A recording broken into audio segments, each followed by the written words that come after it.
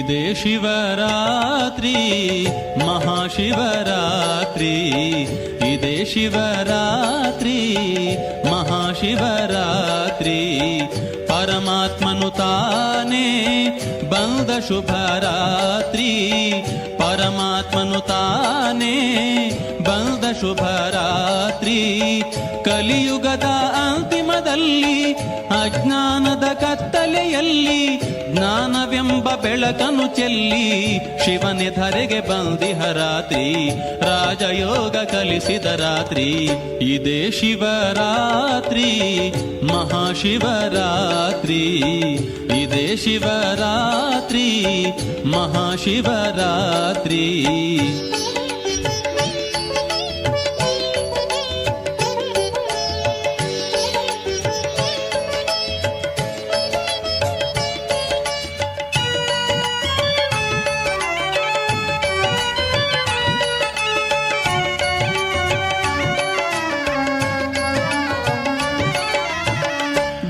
ಜ್ಯೋತಿ ಬೆಳಗುವ ರಾತ್ರಿ, ವಿಕಾರಗಳ ಗೆಲ್ಲುವ ರಾತ್ರಿ, ಜ್ಞಾನ ಜ್ಯೋತಿ ಬೆಳಗುವ ರಾತ್ರಿ, ವಿಕಾರಗಳ ಗೆಲ್ಲುವ ರಾತ್ರಿ, ಮನದಿ ಜಾಗೃತಿ ಮೂಡಿದ ರಾತ್ರಿ, ಸಂಗಮ ಯುಗವೇ ನಿಜ ಶಿವರಾತ್ರಿ, ಶಿವನ ನೆನಪೇ ನಿಜ ಉಪವಾಸ, ಶಿವನ ನೆನೆದರೆ ಸ್ವರ್ಗದ ವಾಸ, ಇದೇ ಶಿವರಾತ್ರಿ ಮಹಾಶಿವರಾತ್ರಿ, ಇದೇ ಶಿವರಾತ್ರಿ ಮಹಾಶಿವರಾತ್ರಿ.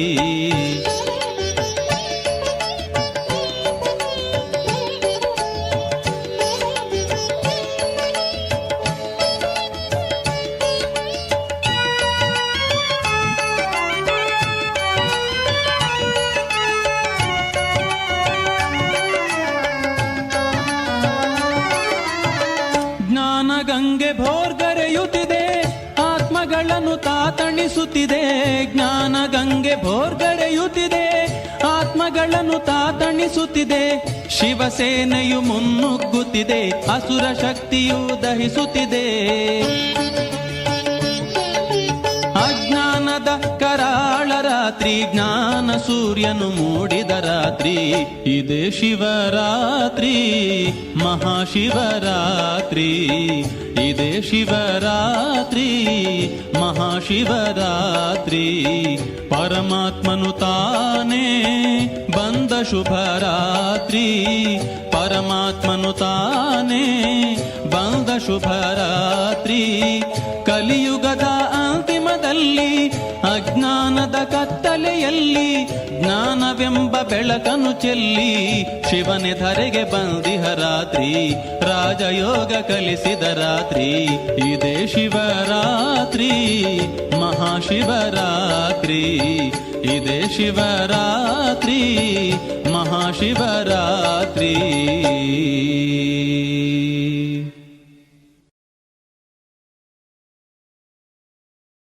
ಓಂ ಶಾಂತಿ.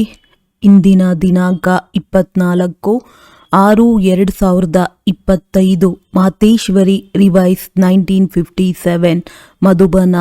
ಮಾತೇಶ್ವರಿ ಜಿ ಅವರ ಪುಣ್ಯ ಸ್ಮೃತಿ ದಿವಸದಂದು ನೀನು ಗೊತ್ತಿಲ್ಲ ಪ್ರಾರ್ಥ ಕ್ಲಾಸ್ನಲ್ಲಿ ಹೇಳುವುದಕ್ಕಾಗಿ ಮಧುರ ಮಹಾವಾಕ್ಯ. ಗೀತೆ. ನನ್ನ ಚಿಕ್ಕ ಈ ಸಂಸಾರವಾಗಿದೆ ನೋಡಿ. ಈ ಗೀತೆ ಯಾವ ಸಮಯದಲ್ಲಿ, ಏಕೆಂದರೆ ಈ ಸಂಗಮದ ಸಮಯದಲ್ಲಿ ನಮ್ಮ ಬ್ರಾಹ್ಮಣ ಕುಲದ ಚಿಕ್ಕ ಸಂಸಾರವಾಗಿದೆ. ಇದು ನಮ್ಮ ಯಾವ ಪರಿವಾರವಾಗಿದೆ, ಇದನ್ನು ನಂಬರ್ ವಾರಾಗಿ ಹೇಳುತ್ತಾರೆ. ನಾವು ಪರಮಪಿತ ಪರಮಾತ್ಮ ಶಿವನ ಮೊಮ್ಮಕ್ಕಳು ಆಗಿದ್ದೇವೆ. ಬ್ರಹ್ಮ ಸರಸ್ವತಿ ಅವರ ಮುಖ ಸಂತಾನವಾಗಿ ಇದ್ದೇವೆ ಹಾಗೂ ವಿಷ್ಣು ಶಂಕರ ನಮ್ಮ ಚಿಕ್ಕಪ್ಪ ಆಗಿದ್ದಾರೆ ಹಾಗೂ ನಾವು ಪರಸ್ಪರ ಎಲ್ಲರೂ ಸಹೋದರ ಸಹೋದರಿಯರು ಆಗಿದ್ದೇವೆ. ಇದಾಗಿದೆ ನಮ್ಮ ಚಿಕ್ಕ ಸಂಸಾರ. ಇದರ ಮುಂದೆ ಬೇರೆ ಸಂಬಂಧ ಇಲ್ಲವೇ ಇಲ್ಲ. ಈ ಸಮಯದಲ್ಲಿ ಇಷ್ಟೇ ಸಂಬಂಧ ಎಂದು ಹೇಳುತ್ತೇವೆ. ನೋಡಿ, ನಮ್ಮ ಸಂಬಂಧ ಎಷ್ಟು ದೊಡ್ಡ ಅಥಾರಿಟಿಯೊಂದಿಗೆ ಇದೆ. ನಮ್ಮ ಗ್ರ್ಯಾಂಡ್ ಅಪ್ಪ ಶಿವ ಆಗಿದ್ದಾರೆ. ಅವರ ಹೆಸರು ಎಷ್ಟು ಭಾರಿ ಆಗಿದೆ. ಅವರು ಇಡೀ ಮನುಷ್ಯ ಸೃಷ್ಟಿಯ ಬೀಜರೂಪ ಆಗಿದ್ದಾರೆ. ಸರ್ವ ಕಲ್ಯಾಣಕಾರಿ ಆಗಿರುವ ಕಾರಣ ಅವರಿಗೆ ಹರಹರ ಭೋಲಾನಾಥ ಶಿವ ಮಹಾದೇವ ಎಂದು ಹೇಳಲಾಗುತ್ತದೆ. ಅವರು ಇಡೀ ಸೃಷ್ಟಿಯ ದುಃಖ ಅರ್ಥ ಸುಖಕರ್ತ ಆಗಿದ್ದಾರೆ. ಅವರ ಮೂಲಕ ನಮಗೆ ಸುಖ, ಶಾಂತಿ, ಪವಿತ್ರತೆಯ ದೊಡ್ಡ ಅಧಿಕಾರ ಸಿಗುತ್ತದೆ. ಶಾಂತಿಯಲ್ಲಿ ಯಾವುದೇ ಕರ್ಮ ಬಂಧನದ ಲೆಕ್ಕಾಚಾರ ಇರುವುದಿಲ್ಲ. ಆದರೆ ಈ ಎರಡು ವಸ್ತು ಪವಿತ್ರತೆಯ ಆಧಾರದ ಮೇಲೆ ಇಡಲಾಗುತ್ತದೆ. ಎಲ್ಲಿಯವರೆಗೂ ತಂದೆಯ ಪಾಲನೆಯ ಸಂಪೂರ್ಣ ಆಸ್ತಿ ತೆಗೆದುಕೊಳ್ಳುತ್ತೇವೆ, ತಂದೆಯಿಂದ ಸರ್ಟಿಫಿಕೇಟ್ ಸಿಕ್ಕಿಲ್ಲ, ಅಲ್ಲಿಯವರೆಗೂ ಆ ಆಸ್ತಿ ಸಿಗಲು ಸಾಧ್ಯವಿಲ್ಲ. ನೋಡಿ, ಬ್ರಹ್ಮನ ಮೇಲೆ ಎಷ್ಟು ದೊಡ್ಡ ಕಾರ್ಯ ಇದೆ. ಮೈಲಿಗೆಯಾದ ಅಂತಹ 5 ವಿಕಾರಗಳ ಕೊಳಕು ಅಪವಿತ್ರ ಆತ್ಮಗಳನ್ನು ಪವಿತ್ರ ಹೂಗಳಂತೆ ಮಾಡುತ್ತಾರೆ. ಯಾವ ಅಲೌಕಿಕ ಕಾರ್ಯದ ಸಂಪಾದನೆ ನಂತರ ಸತ್ಯಯುಗದ ಮೊದಲನೆಯ ನಂಬರ್ ಶ್ರೀಕೃಷ್ಣನ ಪದವಿ ಸಿಗುತ್ತದೆ. ಈಗ ನೋಡಿ, ಆ ತಂದೆಯೊಂದಿಗೆ ನಿಮ್ಮ ಸಂಬಂಧ ಹೇಗಿದೆ ಅಂದ ಮೇಲೆ ಎಷ್ಟು ನಿಶ್ಚಿಂತ ಖುಷಿ ಇರಬೇಕು. ಈಗ ಪ್ರತಿಯೊಬ್ಬರೂ ತಮ್ಮ ಹೃದಯದೊಂದಿಗೆ ಕೇಳಿಕೊಳ್ಳಿ, ಸಂಪೂರ್ಣವಾಗಿ ಅವರದ್ದು ಆಗಿದ್ದೇವೆ. ಯೋಚಿಸಬೇಕು, ಯಾವಾಗ ಪರಮಾತ್ಮ ತಂದೆ ಬಂದಿದ್ದಾರೆ ಎಂದರೆ ಅವರಿಂದ ನಾವು ಸಂಪೂರ್ಣವಾಗಿ ಆಸ್ತಿಯನ್ನು ಪಡೆದುಕೊಳ್ಳಬೇಕು. ವಿದ್ಯಾರ್ಥಿಯ ಕೆಲಸವಾಗಿದೆ ಸಂಪೂರ್ಣ ಪುರುಷಾರ್ಥ ಮಾಡಿ ಸ್ಕಾಲರ್ಶಿಪ್ ತೆಗೆದುಕೊಳ್ಳುವುದು. ಇನ್ಮೇಲೆ ನಾವು ಮೊದಲನೆಯ ನಂಬರ್ ಲಾಟರಿ ಏಕೆ ತೆಗೆದುಕೊಳ್ಳಬಾರದು? ಇದಾಗಿದೆ ವಿಜಯಮಾಲೆಯಲ್ಲಿ ಪೋಣಿಸಲ್ಪಡುವುದು. ಬಾಕಿ ಯಾರಾದರೂ ಇಂಥವರು ಇದ್ದಾರೆಯೇ? ಯಾರು 2 ಲಡ್ಡುವನ್ನು ಹಿಡಿದುಕೊಂಡು ಕುಳಿತಿದ್ದಾರೆ ಸಹ ಅನುಭವಿಸುತ್ತೇನೆ ಹಾಗೂ ಅಲ್ಲಿ ವೈಕುಂಠದಲ್ಲಿ ಸಹ ಯಾವುದಾದರೂ ಸುಖ ಪಡೆದುಕೊಳ್ಳುತ್ತೇನೆ. ಇಂತಹ ವಿಚಾರದವರಿಗೆ ಮಧ್ಯಮ ಪುರುಷಾರ್ಥ ಹಾಗೂ ಕನಿಷ್ಠ ಪುರುಷಾರ್ಥ ಎಂದು ಹೇಳಲಾಗುತ್ತದೆ. ಸರ್ವೋತ್ತಮ ಪುರುಷಾರ್ಥ ಎಂದು ಹೇಳಲಾಗುವುದಿಲ್ಲ. ಯಾವಾಗ ತಂದೆ ಕೊಡುವುದರಲ್ಲಿ ಹಿಂದೆ ಮುಂದೆ ನೋಡುವುದಿಲ್ಲ ಅಂದ ಮೇಲೆ ಪಡೆದುಕೊಳ್ಳುವವರು ಏಕೆ ಮಾಡುತ್ತೀರಿ? ಆದ್ದರಿಂದ ಗುರುನಾನಕ್ ಅವರು ಹೇಳಿದ್ದಾರೆ, ಪರಮಾತ್ಮ ಅಂತೂ ದಾತ ಆಗಿದ್ದಾರೆ, ಸಮರ್ಥರಾಗಿದ್ದಾರೆ. ಆದರೆ ಆತ್ಮಗಳಿಗೆ ತೆಗೆದುಕೊಳ್ಳಲು ಶಕ್ತಿ ಇಲ್ಲ. ಗಾದೆ ಇದೆ, ಕೊಡುವವರು ಕೊಡುತ್ತಿದ್ದಾರೆ, ತೆಗೆದುಕೊಳ್ಳುವವರು ದಣಿದು ಹೋಗುತ್ತಾರೆ. ಕೊಡುವವರು ಕೊಡುತ್ತಾ ಇರುತ್ತಾರೆ, ಆದರೆ ತೆಗೆದುಕೊಳ್ಳುವವರು ದಣಿದು ಹೋಗುತ್ತಾರೆ. ನಿಮ್ಮ ಹೃದಯದಲ್ಲಿ ಬರುತ್ತಿರಬಹುದು, ನಾವು ಏಕೆ ಈ ಪದವಿಯನ್ನು ಪಡೆದುಕೊಳ್ಳಬಾರದು? ಆದರೆ ನೋಡಿ, ಬಾಬಾ ಎಷ್ಟು ಪರಿಶ್ರಮ ಪಡುತ್ತಾರೆ. ಆದರೂ ಸಹ ಮಾಯೆ ಎಷ್ಟು ವಿಘ್ನ ಹಾಕುತ್ತದೆ. ಏಕೆ? ಈಗ ಮಾಯೆಯ ರಾಜ್ಯ ಸಮಾಪ್ತಿಯಾಗಲಿದೆ. ಈಗ ಮಾಯೆ ಅತಿರೇಕಕ್ಕೆ ಏರಿದೆ. ಆದ್ದರಿಂದಲೇ ಪರಮಾತ್ಮ ಬಂದಿದ್ದಾರೆ. ಎಲ್ಲ ರಸ ಸಮಾವೇಶ ಆಗಿದೆ. ಅವರಿಂದ ಎಲ್ಲ ಸಂಬಂಧಗಳ ರಸ ಸಿಗುತ್ತದೆ. ಆದ್ದರಿಂದಲೇ ಅವರನ್ನು ನೀವೇ ಮಾತ್ಪಿತಾ ಆದಿ ಎಂದು ಮಹಿಮೆ ಮಾಡುತ್ತಾರೆ. ಈ ಮಹಿಮೆ ಪರಮಾತ್ಮನಿಗಾಗಿ ಆಡಲಾಗಿದೆ ಅಂದ ಮೇಲೆ ಬಲಿಹಾರಿ ಈ ಸಮಯದಲ್ಲಿ ಪರಮಾತ್ಮನೊಂದಿಗೆ ಈ ಸಂಬಂಧಗಳು ಆಗಿದೆ. ಪರಮಾತ್ಮನ ಜೊತೆ ಎಲ್ಲ ಸಂಬಂಧಗಳು ಸಂಪೂರ್ಣವಾಗಿ ಜೋಡಣೆ ಮಾಡಬೇಕು. ಯಾವುದರಿಂದ 21 ಜನ್ಮಗಳಿಗಾಗಿ ಸುಖ ಪ್ರಾಪ್ತಿಯಾಗುವುದು. ಇದಾಗಿದೆ ಪುರುಷಾರ್ಥದ ಸಿದ್ಧಿ. ಆದರೆ 21 ಜನ್ಮಗಳ ಹೆಸರನ್ನು ಕೇಳಿ ತಣ್ಣಗಾಗಿ ಹೋಗಬಾರದು. ಹೀಗೆ ಯೋಚಿಸಬೇಡಿ. 21 ಜನ್ಮಗಳಿಗಾಗಿ ಇಷ್ಟೊಂದು ಪುರುಷಾರ್ಥವನ್ನು ಈ ಸಮಯದಲ್ಲಿ ಮಾಡಬೇಕು. ನಂತರ ಮತ್ತೆ 21 ಜನ್ಮಗಳ ನಂತರ ಕೆಳಗೆ ಇಳಿಯಲೇಬೇಕು. ಇದರಲ್ಲಿ ಯಾವ ಸಿದ್ಧಿ ಇದೆ? ಆದರೆ ಡ್ರಾಮಾದಲ್ಲಿ ಆತ್ಮಗಳ ಎಷ್ಟು ಸರ್ವೋತ್ತಮ ಸಿದ್ಧಿ ನಿಗದಿಪಡಿಸಲಾಗಿದೆ, ಅದಂತೂ ಸಿಗುತ್ತದೆ ಅಲ್ಲವೇ? ತಂದೆ ಬಂದು ನಮ್ಮನ್ನು ಸಂಪೂರ್ಣ ಸ್ಟೇಜಿಗೆ ತಲುಪಿಸಿ ಬಿಡುತ್ತಾರೆ. ಆದರೆ ನಾವು ಮಕ್ಕಳು ತಂದೆಯನ್ನು ಮರೆತು ಹೋಗುತ್ತೇವೆ. ಆಗ ಅವಶ್ಯವಾಗಿ ಕೆಳಗೆ ಇಳಿಯುತ್ತೇವೆ. ಇದರಲ್ಲಿ ಬಾಬಾರವರ ಯಾವುದೇ ದೋಷವಿಲ್ಲ. ಇದರಲ್ಲಿ ನಮ್ಮದೇ ಬಲಹೀನತೆ ಇದೆ. ಸತ್ಯಯುಗ ತ್ರೇತಾಯುಗದ ಸಂಪೂರ್ಣ ಸುಖ ಈ ಜನ್ಮದ ಪುರುಷಾರ್ಥದ ಮೇಲೆ ಆಧಾರಿತವಾಗಿರುತ್ತದೆ. ಇನ್ಮೇಲೆ ನಾವು ಏಕೆ ಸಂಪೂರ್ಣ ಪುರುಷಾರ್ಥ ಮಾಡಿ ನಮ್ಮ ಸರ್ವೋತ್ತಮ ಪಾತ್ರವನ್ನು ಅಭಿನಯಿಸಬಾರದು? ಏಕೆ ಪುರುಷಾರ್ಥ ಮಾಡಿ ಆಸ್ತಿಯನ್ನು ತೆಗೆದುಕೊಳ್ಳಬಾರದು? ಮನುಷ್ಯ ಸದಾ ಸುಖಕ್ಕಾಗಿ ಪುರುಷಾರ್ಥ ಮಾಡುತ್ತಾನೆ. ಸುಖ ದುಃಖದಿಂದ ದೂರವಾಗಲು ಯಾರೂ ಸಹ ಪುರುಷಾರ್ಥ ಮಾಡುವುದಿಲ್ಲ. ಡ್ರಾಮಾದ ಅಂತ್ಯದಲ್ಲಿ ಪರಮಾತ್ಮ ಬಂದು ಎಲ್ಲ ಆತ್ಮಗಳಿಗೂ ಶಿಕ್ಷೆ ಕೊಟ್ಟು ಪವಿತ್ರರನ್ನಾಗಿ ಮಾಡಿ ಪಾತ್ರದಿಂದ ಮುಕ್ತರನ್ನಾಗಿ ಮಾಡುತ್ತಾರೆ. ಇದಂತೂ ಪರಮಾತ್ಮನ ಕಾರ್ಯವಾಗಿದೆ. ಅವರು ತಮ್ಮ ನಿಗದಿಯಾದ ಸಮಯದಲ್ಲಿ ತಾವಾಗಿಯೇ ಬಂದು ಹೇಳುತ್ತಾರೆ, ಈಗ ಆತ್ಮಗಳು ಮತ್ತೆ ಪಾತ್ರದಲ್ಲಿ ಬರಲೇಬೇಕು. ಅಂದ ಮೇಲೆ ನಾವು ಏಕೆ ಸರ್ವೋತ್ತಮ ಪಾತ್ರವನ್ನು ಅಭಿನಯಿಸಬಾರದು? ಮನುಷ್ಯ ಸೃಷ್ಟಿಯನ್ನು ಸುಖದಾಯಿಯನ್ನಾಗಿ ಮಾಡುವಂತಹ ತಂದೆ ತಿಳಿಸುತ್ತಾರೆ. ಮನುಷ್ಯ ಸೃಷ್ಟಿ ಹೇಗೆ ಸುಖದಾಯಿಯಾಗುವುದು? ಎಲ್ಲಿಯವರೆಗೂ ಆತ್ಮಗಳು ಸ್ವಚ್ಛವಾಗಿಲ್ಲ ಅಲ್ಲಿಯವರೆಗೂ ಸಂಸಾರ ಸುಖದಾಯಿಯಾಗಲು ಸಾಧ್ಯವಿಲ್ಲ. ಆದ್ದರಿಂದ ಅವರು ಬಂದು ಮೊಟ್ಟಮೊದಲು ಆತ್ಮಗಳನ್ನೇ ಸ್ವಚ್ಛವನ್ನಾಗಿ ಮಾಡುತ್ತಾರೆ. ಈಗ ಆತ್ಮಗಳಲ್ಲಿ ಇಂಪ್ಯೂರಿಟಿ ಅಸ್ವಚ್ಛತೆ ತುಂಬಿದೆ. ಮೊದಲು ಆ ಇಂಪ್ಯೂರಿಟಿಯನ್ನು ತೆಗೆಯಬೇಕು. ನಂತರ ಆತ್ಮದ ಬಲದಿಂದ ಪ್ರತಿಯೊಂದು ವಸ್ತು ತಮೋ ಪ್ರಧಾನತೆಯಿಂದ ಬದಲಾಗಿ ಸತೋ ಪ್ರಧಾನವಾಗುವುದು.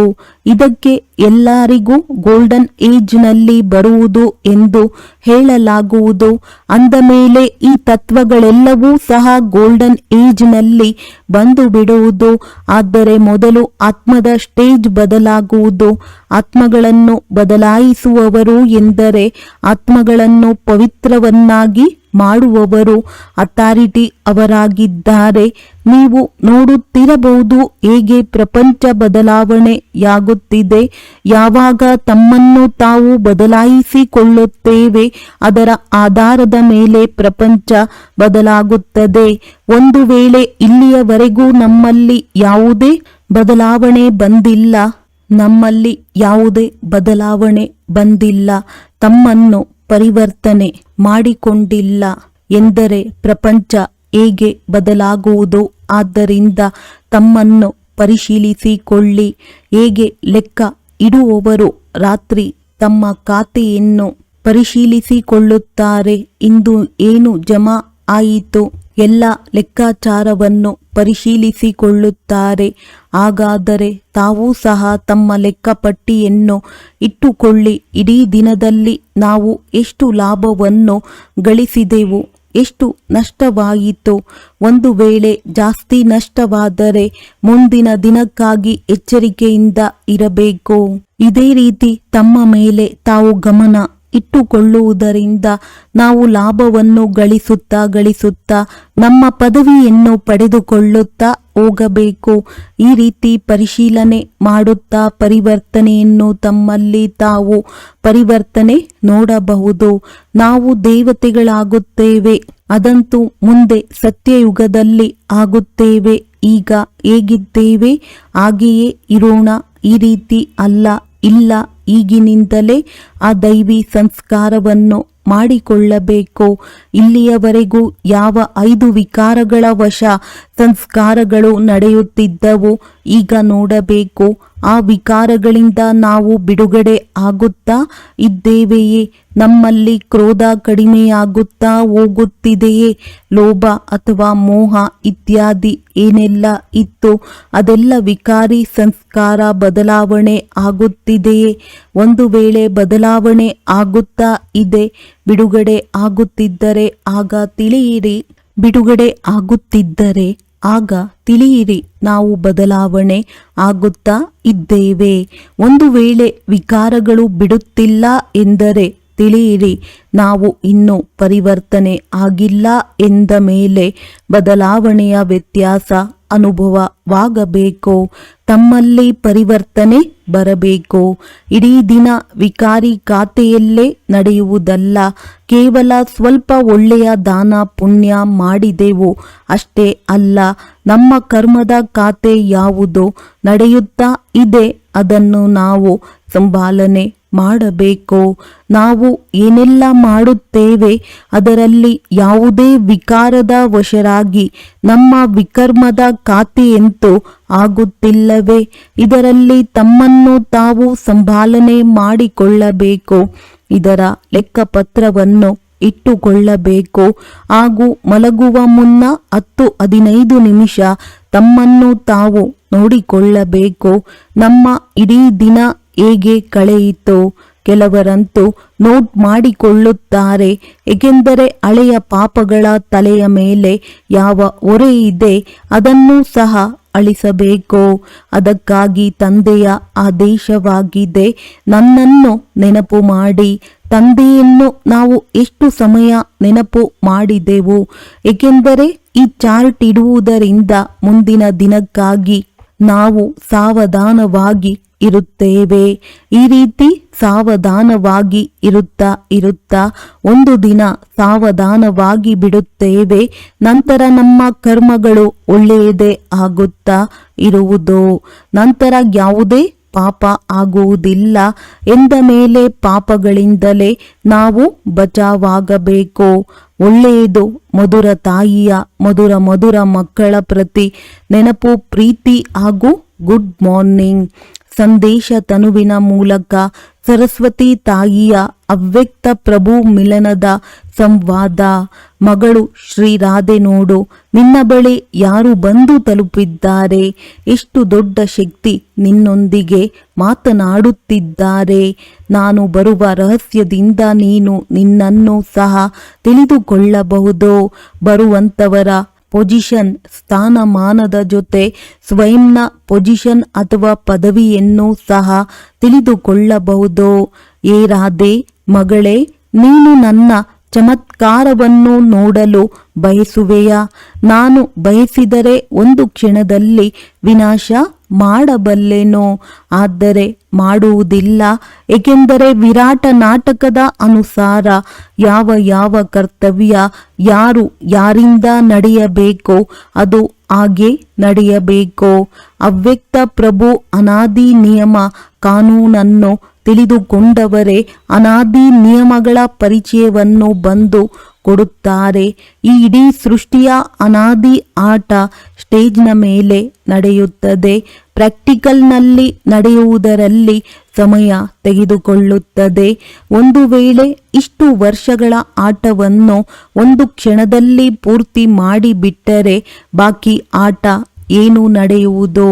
ಅಂದ ಮೇಲೆ ಯಾವ ತೊಂದರೆಯನ್ನು ಹೇಗೆ ನೋಡಬೇಕು ಅಥವಾ ಸಹನೆ ಮಾಡಬೇಕು ಅದು ಅದೇ ರೀತಿ ವಿಚಿತ್ರವಾದ ರಹಸ್ಯದೊಂದಿಗೆ ಪುನರಾವರ್ತನೆ ಆಗುತ್ತದೆ. ಇದು ವಿಚಿತ್ರ ಪುನರಾವರ್ತನೆಯಾಗಿದೆ. ಯಾವುದನ್ನು ಏ ಪ್ರಿಯ ಮೊಮ್ಮ ರಾಧೆ, ನಾನು ಹಾಗೂ ನೀನು ನೋಡಿ ಎಷ್ಟು ಹರ್ಷಿತರಾಗುತ್ತೇವೆ. ಈ ವಿರಾಟ ಡ್ರಾಮಾದಲ್ಲಿ ಎಲ್ಲರೂ ಪಾತ್ರ ಅಭಿನಯಿಸುವವರಾಗಿದ್ದಾರೆ. ಈ ಆಟವನ್ನು ಆಡಿಸುವವರು ಬಯಸಿದರೆ 1 ಸೆಕೆಂಡಿನಲ್ಲಿ ಈ ಡ್ರಾಮಾ ಅನ್ನು ನಿಲ್ಲಿಸಿ ಹೊಸದಾಗಿ ಶುರು ಮಾಡಬಹುದು. ಆದರೆ ಮಾಡುವುದಿಲ್ಲ. ಏಕೆಂದರೆ ಈಶ್ವರನು ಸಹ ಈ ರೀತಿ ಸಾಧಾರಣ ರೀತಿಯಲ್ಲಿ ಕರ್ತವ್ಯ ನಡೆಸಬೇಕಾಗುತ್ತದೆ. ಸ್ವಯಂ ಸರ್ವಶಕ್ತಿವಂತ ನಿರಾಕಾರ ಈಶ್ವರ ಸಾಕಾರದಲ್ಲಿ ಬಂದಿದ್ದಾರೆ. ಆದರೆ ಸಾಧಾರಣ ವೇಷದಲ್ಲಿ ಇದು ಜಟಿಲ ಆಟವಾಗಿದೆ. ಯಾವುದನ್ನು ಯಾರು ತಿಳಿದುಕೊಳ್ಳುತ್ತಾರೆ ಅವರೇ ಎಲ್ಲವನ್ನು ತಿಳಿದುಕೊಳ್ಳುವವರಾಗಿದ್ದಾರೆ. ಮಗಳು ಶ್ರೀರಾಧೆ, ಪ್ರಿಯ ಮಕ್ಕಳು ಇದನ್ನು ಸಹನೆ ಮಾಡುವ ಮಾರ್ಗವನ್ನು ಅವಶ್ಯವಾಗಿ ನಿರ್ಣಯ ಮಾಡಬೇಕಾಗಿದೆ. ಒಂದು ವೇಳೆ ನಾನು ಬಯಸಿದರೆ ನನ್ನ ಮಕ್ಕಳಿಗಾಗಿ ಇದನ್ನು ಸಹಜ ಮಾರ್ಗವನ್ನಾಗಿ ಮಾಡಬಲ್ಲೆನೋ, ಏಕೆಂದರೆ ಸಾಕ್ಷಾತ್ಕಾರ ಮಾಡಿಸುವಂತಹ ಬೀಗದ ಕೈ ನನ್ನ ಕೈಯಲ್ಲಿದೆ. ಒಂದು ವೇಳೆ ಯಾವುದೇ ಧನವಂತ ಭಕ್ತನಿಗೆ ಯಾವುದೇ ದೇವತೆಯ ಸಾಕ್ಷಾತ್ಕಾರ ಮಾಡಿಸಿ ಬಿಟ್ಟರೆ ಅವರು ಬಂದು ತನ್ನ ಎಲ್ಲ ಧನವನ್ನು ತೆಗೆದುಕೊಂಡು ಬಂದು ಯಜ್ಞದಲ್ಲಿ ಸ್ವಾಹ ಮಾಡಿಬಿಡುವನು. ಏಕೆಂದರೆ ಈಶ್ವರನಂತೂ ಎಲ್ಲ ಧನವಂತರಿಗೂ ಧನವಂತನಾಗಿದ್ದಾನೆ. ಆದರೆ ನಿನ್ನ ತಂದೆ ಬಯಸುತ್ತಾರೆ ನಾನು ನನ್ನ ಬೆಗ್ಗರ್ಸ್ ಭಿಕ್ಷುಕ ಪ್ರಿಯ ಮಕ್ಕಳು ಪ್ರಿನ್ಸ್ ರಾಜಕುಮಾರ ಹಾಗೂ ಪ್ರಿನ್ಸೆಸ್ ರಾಜಕುಮಾರಿ ಮಾಡಬೇಕು. ಆದ್ದರಿಂದ ನೀನು ಇದೆಲ್ಲವನ್ನು ಸಹನೆ ಮಾಡಿದ ನಂತರವೇ ಹೋಗಿ ಪ್ರಿನ್ಸ್ ಹಾಗೂ ಪ್ರಿನ್ಸೆಸ್ ಆಗುತ್ತೀರಿ. ತಂದೆ ತಿಳಿಸಿದ್ದಾರೆ, ಮಕ್ಕಳಿಗೆ ಇದನ್ನು ಸಹನೆ ಮಾಡುವ ಮಾರ್ಗವನ್ನು ಅವಶ್ಯವಾಗಿ ನಿರ್ಧಾರ ಮಾಡಬೇಕು. ಏಕೆಂದರೆ ಸಹನೆ ಮಾಡುವುದು ಇದು ಈಶ್ವರೀಯ ಹಾಗೂ ದೈವಿ ಗುಣವಾಗಿದೆ. ಇದರಲ್ಲಿಯೇ ಖುಷಿ ಸಮಾವೇಶವಾಗಿದೆ. ಈ ಗುಣದಿಂದಲೇ ಈಶ್ವರೀಯ ಸುಖ ಅನುಭವವಾಗುತ್ತದೆ. ಸಹನೆ ಮಾಡುತ್ತಿದ್ದರೂ ಸಹ ನೀವು ಎಷ್ಟು ಮೋಜು ಆಚರಿಸುತ್ತೀರಿ. ಇದು ಗೋಪನೀಯ ಜ್ಞಾನವಾಗಿದೆ. ಇಂತಹ ಅನಾಸಕ್ತ ಯೋಗಿಯೇ ಶಾಶ್ವತ ಪ್ರಾಪ್ತಿಯನ್ನು ಮಾಡಿಕೊಳ್ಳುತ್ತಾರೆ. ಈಗಂತೂ ಪರೀಕ್ಷೆಗಳ ಸಮಯ ಹತ್ತಿರ ತಲುಪಿದೆ. ಪ್ರತಿಯೊಬ್ಬ ವತ್ಸ ಬರುವಂತಹ ಪರೀಕ್ಷೆಗಳನ್ನು ಇನ್ನ ಅಡ್ವಾನ್ಸ್ ಮುಂಚಿತವಾಗಿಯೇ ಸನ್ಮುಖದಲ್ಲಿ ಇಟ್ಟುಕೊಂಡು ಅದೇ ಅಭ್ಯಾಸದಲ್ಲಿ ನಡೆಯುತ್ತಾ ಹೋಗಬೇಕು. ಬಲೆ ಯಾವುದೇ ವತ್ಸನಿಗೆ ಊಟ ನೀರು ಇತ್ಯಾದಿ ಸಿಗದೆ ಇರಬಹುದು. ಆದರೆ ಸ್ವಯಂ ನಿಶ್ಚಿಂತ ಚಕ್ರವರ್ತಿಯಾಗಿ ಉಪಸ್ಥಿತರಾಗಿರಬೇಕು. ಇಂತಹ ತಮ್ಮ ಸುಂದರ ಸ್ಥಿತಿಯನ್ನು ಬಹಳ ಸಮಯದಿಂದ ಧಾರಣೆ ಮಾಡಿರಬೇಕು.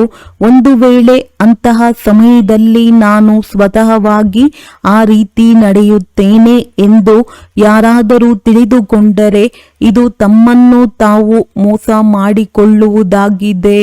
ಆದ್ದರಿಂದ ಮುಂಚಿತವಾಗಿಯೇ ಎಚ್ಚರಿಕೆಯಿಂದಿರಿ. ನನ್ನ ಅತಿ ಪ್ರಿಯ ವತ್ಸರು ನೆನಪಿನಲ್ಲಂತೂ ಕುಳಿತುಕೊಳ್ಳುತ್ತಾರೆ. ಆದರೆ ಇದುವರೆಗೂ ಆ ಲೈಟ್ನ ಪ್ರಕಾಶ ನನ್ನ ವತನದವರೆಗೂ ತಲುಪಿಲ್ಲ.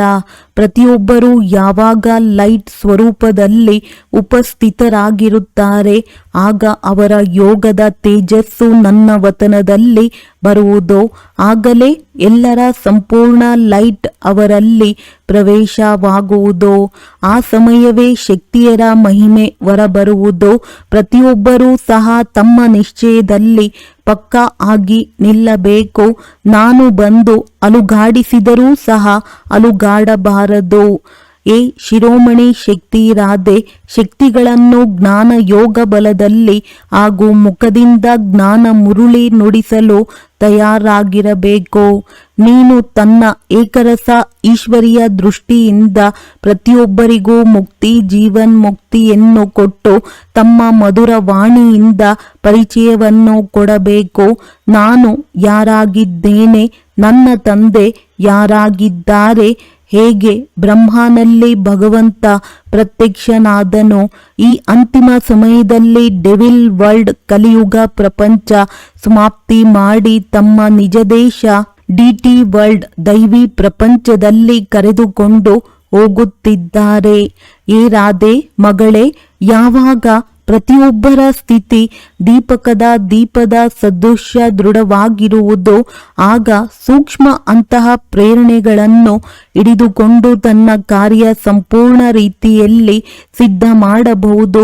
ಎಷ್ಟು ಜ್ಞಾನ ಅನುಸಾರ ಸ್ಥಿತಿ ಇರುವುದು ಅಷ್ಟೇ ಪ್ರೇರಣೆಯನ್ನು ಕ್ಯಾಚ್ ಮಾಡಲು ಸಾಧ್ಯ. ಎಷ್ಟು ಆ ಸ್ಥಿತಿಯಲ್ಲಿ ನಿರಂತರವಾಗಿ ಇರುವಿರಿ ಅಷ್ಟು ಸಂಪೂರ್ಣ ಪ್ರೇರಣೆಗಳು ಟಚ್ ಆಗುವುದು. ಅಹೋ ಮಗಳು ರಾಧೆ, ನನ್ನ ಸ್ವರೂಪವನ್ನು ನೋಡು. ನನ್ನ ಸ್ವರೂಪವನ್ನು ವತ್ಸರು ನೋಡಲು ಸಾಧ್ಯವಿಲ್ಲವೇ? ಅಖಂಡ ಜ್ಯೋತಿ ತತ್ವದಿಂದ ನಾನು ಬಂದು ಸಾಕ್ಷಾತ್ ಪ್ರವೇಶ ಆಗಿ ಮಾತನಾಡುತ್ತೇನೆ. ನನ್ನ ಮೂಲಕವೇ ಈ ಎಲ್ಲ ಸಾಕ್ಷಾತ್ಕಾರಗಳು ಆಗುತ್ತದೆ, ಏಕೆಂದರೆ ನಾನೇ ಎಲ್ಲರ ಮೂಲ ಸಮೂಹ ಆಗಿದ್ದೇನೆ. ನೋಡು, ಪ್ರಕೃತಿಯ ಮಧ್ಯದಲ್ಲಿ ಜ್ಞಾನದ ಬೆಳಕು ಹೊಳೆಯುತ್ತದೆ. ವತ್ಸರು ಕೇವಲ ಇದನ್ನು ವಿಚಾರ ಮಾಡಿ, ಆಹಾ, ಯಾರನ್ನು ಇಡೀ ಸೃಷ್ಟಿ ಕರೆಯುತ್ತಿದೆ? ಅವರು ಸ್ವಯಂ ಸರ್ವಶಕ್ತಿವಂತ ಈಶ್ವರ ಯಜ್ಞದಲ್ಲಿ ನಮ್ಮೆಲ್ಲರ ಸನ್ಮುಖ ಬಂದಿದ್ದಾರೆ. ಅವರ ಶೀತಲ ಮಡಿಲಿನಲ್ಲಿ ಕುಳಿತುಕೊಳ್ಳುವುದರಿಂದ ಹೃದಯ ಶಾಂತವಾಗಿ ಹೋಗುತ್ತದೆ. ಒಂದು ವೇಳೆ ರಚನೆಗೆ ರಚಿಸುವವರು ಸಿಕ್ಕಿ ಬಿಡುತ್ತಾರೆ ಎಂದರೆ ಅದನ್ನು ಬಿಟ್ಟು ಅವರ ರಚನೆಯಲ್ಲಿ ಏಕೆ ಹೋಗಬೇಕು? ಶ್ರೇಷ್ಠಾತಿ ಶ್ರೇಷ್ಠ ಅಥಾರಿಟಿ ಸರ್ವಶಕ್ತಿಯ ಮಾಲೀಕ. ಯಾರಿಂದ ಶಕ್ತಿಗಳು ಪ್ರಕಟವಾಗಿದೆ, ಅವರ ಪರಿಚಯ ಸಿಕ್ಕಿತು ಎಂದ ಮೇಲೆ ಅವರ ಮಡಿಲನ್ನು ಬಿಡುವುದು ಅಸಂಭವವಾಗಿದೆ. ಯಾವಾಗ ರಚಯಿತನ ಪರಿಚಯ ಸಿಕ್ಕಿತೋ ಆಗಲೇ ತಿಳಿದುಕೊಳ್ಳುತ್ತಾರೆ ಇವರು ಯಾರಾಗಿದ್ದಾರೆ. ತಿಳಿಯಿತೆ ಶಿರೋಮಣಿ ರಾಧೆ? ಒಳ್ಳೆಯದು. ವರದಾನ: ಸದಾ ಅತೀಂದ್ರಿಯ ಸುಖದ ಉಯ್ಯಾಲೆಯಲ್ಲಿ ತೂಗಾಡುವಂತಹ ಸಂಗಮ ಯುಗದ ಸರ್ವ ಅಲೌಕಿಕ ಪ್ರಾಪ್ತಿಗಳಿಂದ ಸಂಪನ್ನ ಭವ. ಯಾವ ಮಕ್ಕಳು ಅಲೌಕಿಕ ಪ್ರಾಪ್ತಿಗಳಿಂದ ಸದಾ ಸಂಪನ್ನರಾಗಿದ್ದಾರೆ ಅವರು ಅತೀಂದ್ರಿಯ ಸುಖದ ಉಯ್ಯಾಲೆಯಲ್ಲಿ ತೂಗಾಡುತ್ತಿರುತ್ತಾರೆ. ಹೇಗೆ ಮುದ್ದಾದ ಮಕ್ಕಳನ್ನು ಉಯ್ಯಾಲೆಯಲ್ಲಿ ತೂಗಾಡಿಸುತ್ತಾರೆ, ಅದೇ ರೀತಿ ಸರ್ವ ಪ್ರಾಪ್ತಿ ಸಂಪನ್ನ ಬ್ರಾಹ್ಮಣರ ಉಯ್ಯಾಲೆ ಅತೀಂದ್ರಿಯ ಸುಖದ ಉಯ್ಯಾಲೆಯಾಗಿದೆ. ಈ ಉಯ್ಯಾಲೆಯಲ್ಲಿ ಸದಾ ತೂಗಾಡುತ್ತೀರಿ. ಎಂದೂ ಸಹ ದೇಹಾಭಿಮಾನದಲ್ಲಿ ಬರಬೇಡಿ.